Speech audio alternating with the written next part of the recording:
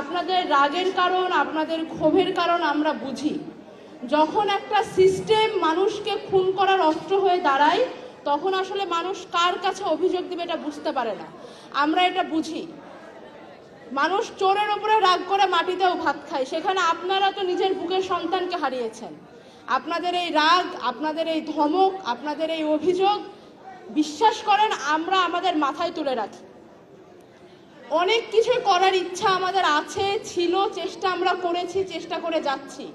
কিন্তু যেই সিস্টেম হাজারের উপরে মানুষের প্রাণ কেড়ে নিয়েছে, সেই সিস্টেম 2 বছরে কতটুকু শুধরানো সম্ভব, যতটুকু শুধরানো গেলে আপনাদের সকলকে ন্যায় বিচার পাওয়ানো যায়, এটা আপনারা বুঝবেন। আপনারা বিবেকবান মানুষ, আপনাদের সন্তানেরা এই যুগের সূর্য সন্তান। আপনাদের সন্তানেরা নিজেদের বুকে রক্ত দিয়ে বাংলাদেশকে ফ্যাসিবাদের হাত থেকে মুক্ত করে গেছে। সেই সব সন্তান তারা রাতারাতি এত সাহসী হয়ে যায়নি।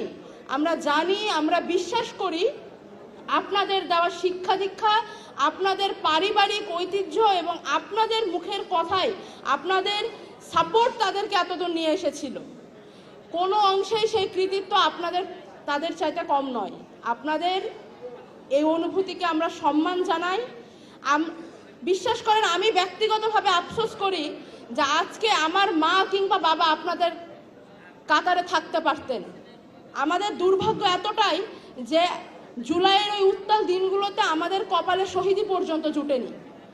শহীদদের, শত শত শহীদদের রক্তের ওজন বহন করার জন্য এই দুনিয়াতে আল্লাহ তাআলা আমাদের এখনো বাঁচিয়ে রেখেছে। আপনাদের সন্তানদের মতো সৌভাগ্য আমাদের নয়। আমাদের বাবা মার কপাল খারাপ যে আপনাদের সাথে তারা বসে থাকতে পারছে না। কত পুণ্যের ফল আপনাদের সন্তানরা আজকে নিশ্চয়ই জান্নাতুল ফেরদৌসে অবস্থান করছে। আপনারা আমাদের জন্য দোয়া করবেন যেন এই দায়িত্বের বোঝা আমাদের জন্য একটু সহজ হয়, এই পরীক্ষা আমাদের জন্য একটু সহজ হয়। আপনাদের কাছে আমরা কোনো সান্ত্বনা নিয়ে আসি না, আমরা আপনাদের কাছে আসি একটু সান্ত্বনা পেতে। যেই হাত এমন সূর্য সন্তানদের লালন পালন করে, সেই হাত আমাদের মাথাতেও একটু রাখুন, যেন এই ওজন আমাদের জন্যও একটু হালকা হয়। আপনাদের প্রত্যেকটি ক্ষোভ আমাদের জন্য সামনের দিনে এগিয়ে যাওয়ার জন্য চ্যালেঞ্জ যোগায়, আমাদের উদ্দীপনা দেয় যে না, আমাদের এই বাবাকে, এই মাকে, এই ভাইকে, এই কন্যাকে ন্যায় বিচার পাওয়াই দিতে হবে।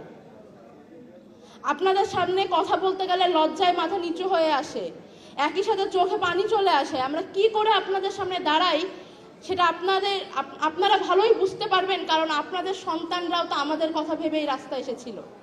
মনে করুন আমরাই আপনাদের সেই সন্তান। আমরা ভুল করলে ধমক দিবেন, বোঝাবেন, কিন্তু আমাদের মাথার উপর থেকে হাত সরিয়ে নেবেন না, আমাদের ছেড়ে যাবেন না।